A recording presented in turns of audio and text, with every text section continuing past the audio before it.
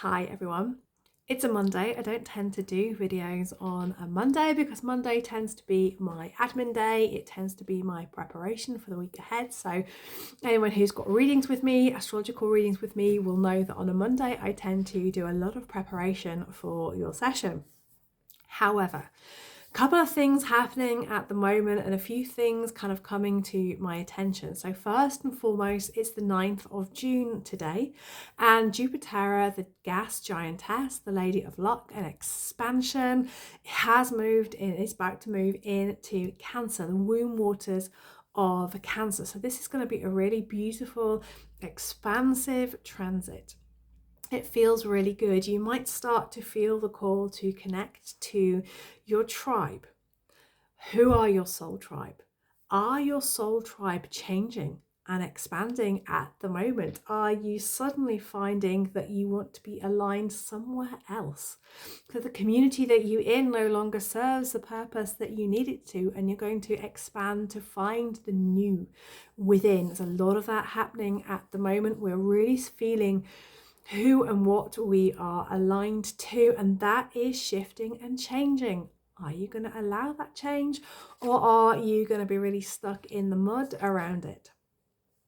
So this beautiful transit is about laying down roots, creating safe, secure spaces, finding somewhere to be that makes us feel great, that we can retreat into. Cancer likes to retreat into its shell, so you might be doing work around the home. You may even find that you are wanting to move home, sell home, change location.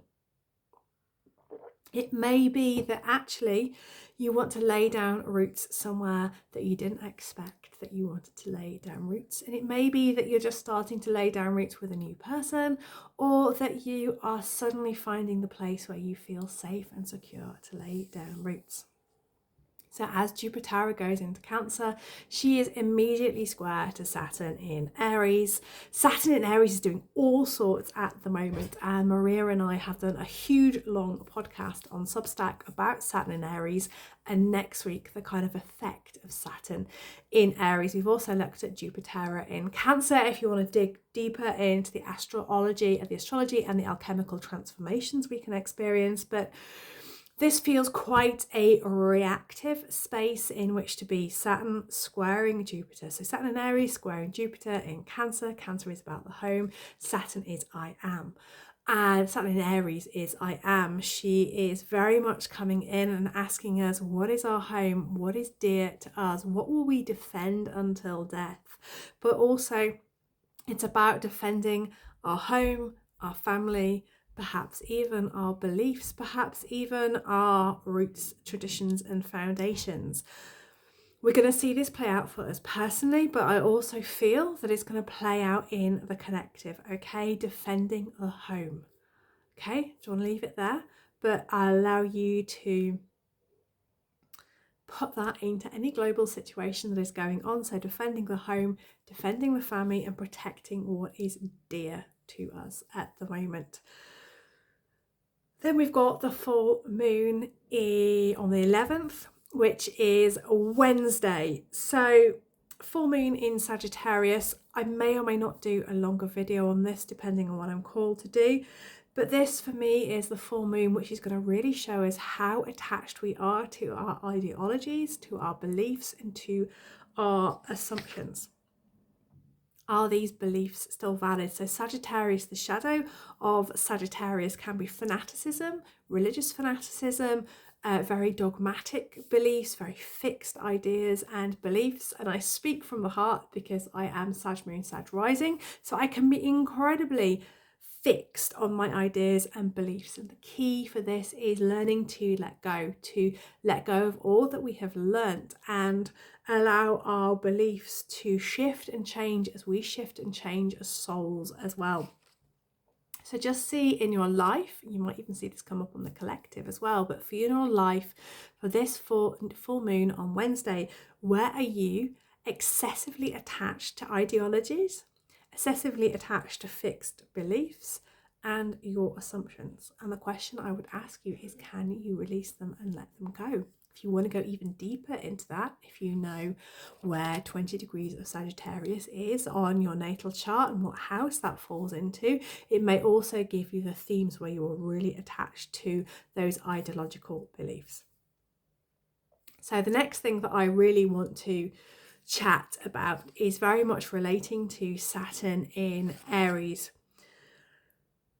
I am really feeling this shift at the moment. I have said many times that the wrecking ball Pluto in Aquarius would come through the spiritual community and that false light would be exposed. So this isn't a judgmental thing. This is what I'm really seeing. This is what I'm really feeling at the moment. And there's going to be a lot of people who resonate with this and don't resonate with this. So if you don't resonate with this, you don't need to listen any longer.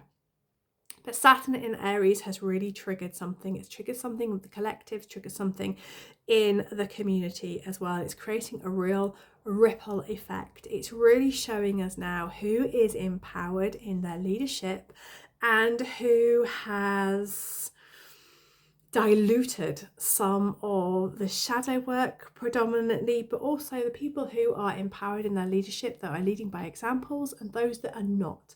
Those that have maybe jumped on a bandwagon to look trendy, to look cool, haven't necessarily done the inner work, or are just leading without truly knowing the expansiveness of the shadow, essentially. So I'm probably doing a bad job at describing this, but what I'm going to say to you is, if you have been seeing this in the collective, you are not alone.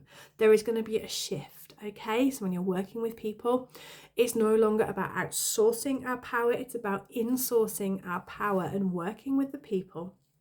If we choose to work with coaches and mentors who empower you to step into your leadership, rather than giving you a formulaic way of doing something which is no longer resonating with your heart, your mind, your body, and your soul. There should be a whole body, yes, working with somebody, and that person should really light you up and really, truly empower you to lead and lead in your own truth.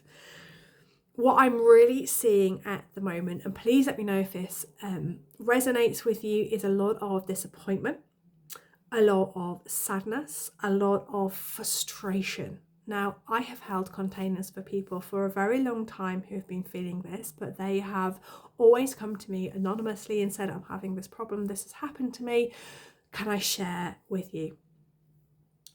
And what I'm now seeing is the things that they were sharing in private are now becoming public through other people's posts as well. So the disappointment, the frustration in working with somebody who really isn't interested in you as a soul, but is interested in selling you a product, for example.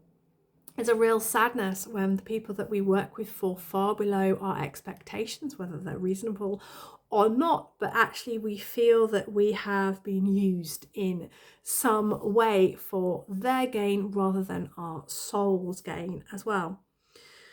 And then a lot of people who haven't necessarily done the shadow work or are doing the shadow work but are diluting it by sharing it. So shadow work is deeply alchemical, deeply personal. Often I only ever share when I've done shadow work after I have finished it and what I have learned. I do not share it in the middle of doing shadow work. And there's a lot of people who are diluting the essence of all the shadow work at the moment. So if you are feeling this, please know that you are not on your own.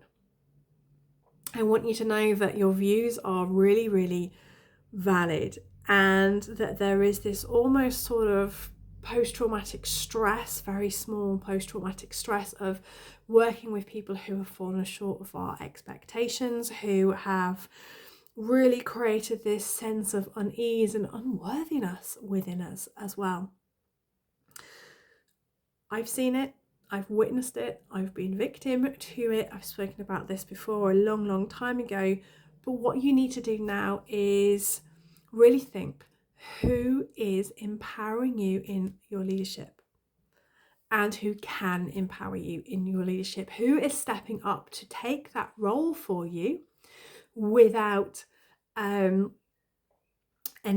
fripperies, shall we say? That's the word that really comes in. Who is really standing up? Who is walking their talk? Okay, so lots to unpack here, lots to think about, but there's a real ripple effect. And if you're feeling this, if you're feeling disillusioned and disheartened, you're not on your own. There are out there a lot of brilliant people who will empower you going forward, but your heart will truly be your guide. This is where I should say, oh, I'm now opening my diary to a lot of one-to-one clients. Yes, I am, but only if your energy resonates with me, and I'm not being flippant there.